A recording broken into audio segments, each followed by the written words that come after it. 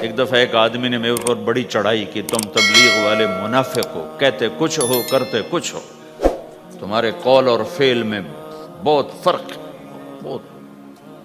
جب ان کا غصہ اتر گیا تو میں نے ان سے کہا بھائی 100 نمبر تو اللہ نے بھی نہیں مانگے، آپ کیوں مانگتے ہو؟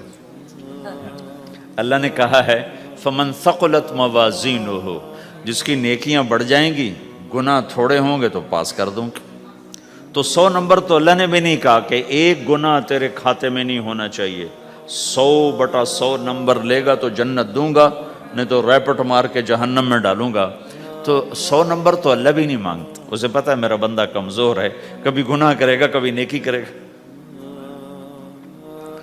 تو وہ کہتا ہے جس کے پاس 51 نیکیاں ہوئیں اور 50 گناہ ہوئے تولوں گا تو 51 جھک جائیں گے نا، 50 معاف۔ مثال دے رہا ہوں میں، ہمارے علاقے میں ایک زمیندار تھے، وہ ذکر بھی بہت کرتے تھے، گالیاں بھی بہت دیتے، ادھر سبحان اللہ تیرے فلانے، الحمدللہ کے ساتھ ایک پھکڑ تولتے تھے، ساری زندگی وہ ایسا ہی کرتے رہے۔ جب وہ فوت ہو گئے تو کسی نے ان کو دیکھا تو انہوں نے پوچھا کہ میاں صاحب آپ کے ساتھ کیا ہوا، آپ تو گالیاں بہت دیتے تھے۔ خود انہوں نے یہ پوچھ رہا ہے آپ تو گالیاں بہت دیتے تھے تو آپ کے ساتھ کیا ہوا؟ کہ اللہ تعالیٰ نے میرے ذکر اور میری گالیوں کو تولا تو میرا ذکر بڑھ گیا تو میری بخشش ہو گئی۔ اللہ نے بھی کاؤنٹنگ رکھی ہے، پرفیکشن مانگی ہی نہیں۔ اگر اللہ پرفیکشن مانگتا تو پھر آپ کہتے تم کرتے کچھ ہو کہتے کچھ ہو۔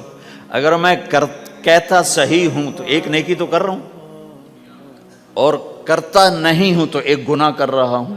کیا پتا میرا رب میرے کہنے کے طفیل میرے نہ کرنے کو معاف کر دے۔ بس ایک صورت میں ہے کام خطرناک کہ اگر میں اس کہنے سننے کو اپنی دنیا بنانے کا ذریعہ بنا لوں پھر خطرناک ہے۔ أَتَأْمُرُونَ النَّاسَ بِالْبِرِّ وَتَنْسَوْنَ أَنفُسَكُمْ وَأَنْتُمْ تُتْلُونَ الْكِتَابَ، وہ یہ آیت ہے۔ لیکن اگر میرے اندر اخلاص ہے تو پھر میں انسان ہوں، کبھی اچھا کروں گا کبھی برا کروں گا، لیکن میرے ذمہ صدا لگانا ہے۔ تو بھائیو اس تبلیغ کے کام کو کرتے رہنا، کرتے رہنا، اس سے ایمان بنتا ہے، ایمان سے دین وجود میں آتا ہے۔ دین کے 2 حصے ہیں، ایک عبادات ہے جس میں نماز سب سے اہم ہے، پھیری پہ ہو گھر پہ ہو نماز نہ چھوڑو۔ رمضان کے روزے ہیں، اللہ پھر رزق زیادہ دے دے، حج کرو، زکوٰۃ دو، لیکن عبادات بڑی محدود ہیں اور اس میں کثرت اللہ نے مطالبہ بھی نہیں کیا، بلکہ اللہ تعالیٰ نے اس میں اعتدال ہی کو پسند فرمایا ہے۔ اللہ تعالیٰ نے ہمارے نبی لمبی لمبی نمازیں پڑھتے تھے تو اللہ تعالیٰ نے روک دیا کہ ما انزلنا علیک القرآن لتشقی، میرے نبی میں نے تمہیں قرآن اس لیے نہیں دیا کہ تو لمبی لمبی نمازیں پڑھ کے تھکتا رہے، درمیان نہ چل، درمیان نہ چل۔ اللہ کے نبی نے تبلیغ میں زیادہ زور دکھایا تو اللہ نے اس پر بھی کہا فلا تذهب نفسك علیہم حسرات، اتنا غم نہ کیا کر کے تو خود ہی ہلاک ہو جائے، نہیں ایسا نہ کر۔ تو عبادات محدود ہیں اور اس میں اعتدال مطلوب ہے۔ سارا دن مصلی پہ بیٹھنا یہ اللہ نہیں دیکھنا چاہتا، اللہ یہ دیکھنا چاہتا ہے کہ تو باہر جاتا کہ میں دیکھوں کہ اب تو کیا کرتا ہے۔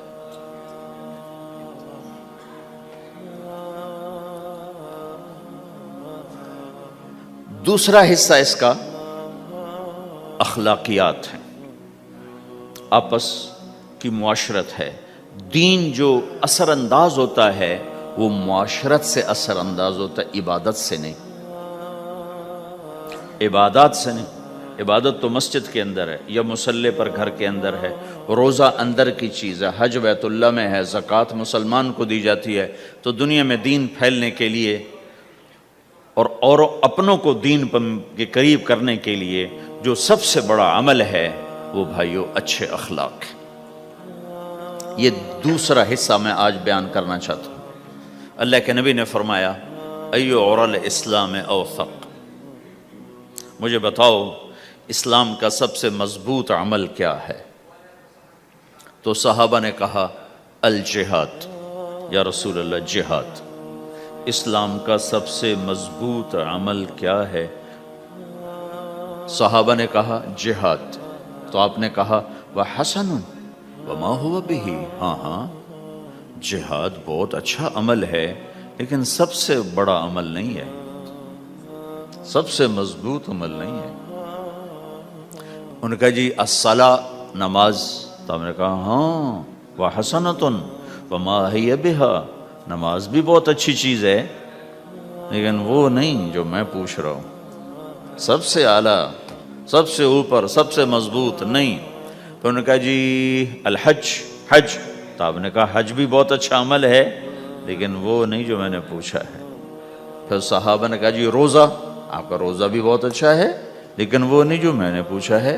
تو پھر صحابہ نے کہا یا رسول اللہ پھر آپ ہی بتائیں، ہمیں تو نہیں پتا۔ تو ہمارے نبی عبادات سے اوپر لا رہے ہیں، اپنے ساتھیوں کو عبادات پہ قائم کر دیا۔ ہر آدمی نمازی بن چکا ہے، ہر آدمی روزہ دار بن چکا ہے، ہر آدمی مالدار زکوٰۃ دینے والا بن چکا ہے، اور ہر آدمی حج کا جذبہ پیدا کر چکا ہے۔ اب آپ ان کو اخلاق پہ لانا چاہتے ہیں، چونکہ اسلام کی تکمیل اخلاق سے ہے۔ اسلام کو تشبیہ دی گئی ہے گھر کے ساتھ، بنی الاسلام علی خمس، تو بنیا کا لفظ عمارت پر بولا جاتا ہے۔ تو اسلام کی بنیاد میں ہے کلمہ، نماز، روزہ، حج، زکوٰۃ۔ اگر اس مسجد کی بنیادیں بھر دی جائیں تو اس کو مسجد تو نہیں کہیں گے نا، ہاں جی بنیادیں ڈال دی ہیں، چھت ڈالنی ہے، جب چھت پڑے گی تو پھر یہ مسجد کہلائے گی۔ تو اسلام کی بنیاد قائم ہو چکی تھی، اب آپ چھت ڈالنا چاہتے تھے۔ چھت کیا ہے؟ وہ اچھے اخلاق ہیں، تو اب آپ ان کو اوپر لا رہے ہیں، اوپر لا رہے ہیں۔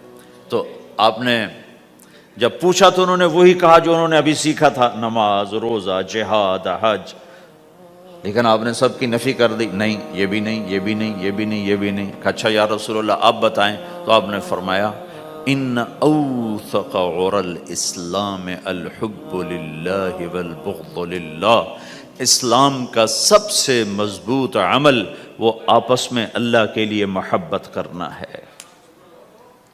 اسلام کا سب سے مضبوط عمل وہ آپس میں اللہ کے لیے محبت کرنا ہے۔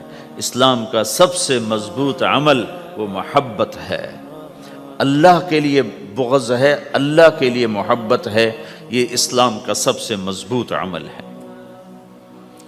تو بھائیو، یہ چھوٹا سا معاشرہ اسلامی بن جائے، اس کے لیے بنیاد میں نے پہلے بتا دی، اب چھت بتا رہا ہوں، وہ ہیں اچھے اخلاق۔ اللہ تعالیٰ نے جب ہمارے نبی نے نماز لمبی پڑھی تو اللہ نے کہا درمیانی پڑھو، میں نے ابھی بتایا۔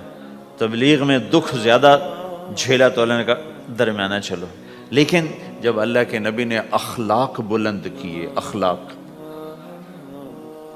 تو اس پر بھی اللہ تعالیٰ فرماتا میرے نبی ذرا اتنا نرم نہ ہو، تھوڑا سا سختی دکھا، آنکھیں دکھا، تھوڑا شوں شاں کر ہیں۔ تو میرے رب نے کیا کہا؟ واہ، میرے رب نے آپ کے اخلاق کی جیسی تعریف کی ہے، آپ کے کسی عمل کی ایسی تعریف نہیں کی۔ نماز کو کہا معتدل، اعتدال، دعوت کو کہا اعتدال، اور اخلاق کو کیا کہا؟